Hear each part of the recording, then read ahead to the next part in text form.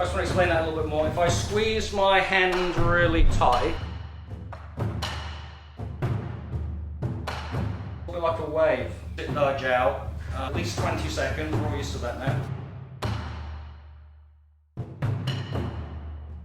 It's a drop.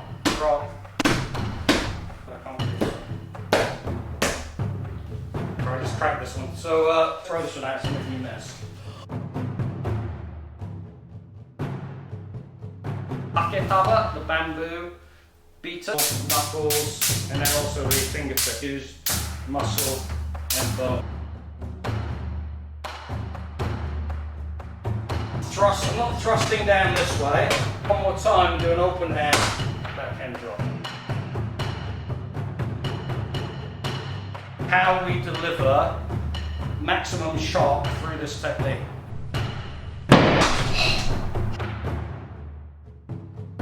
Your hands should not feel cold. If your hands are feeling cold, you're doing something wrong. You should not have pain in the fingers. The next day there should be no bruising on the hands. Your hands will feel like they're on fire. For a couple of weeks you'll go, my hand got thicker. Someone will shake your hand and they'll go, oh, your hand feels different.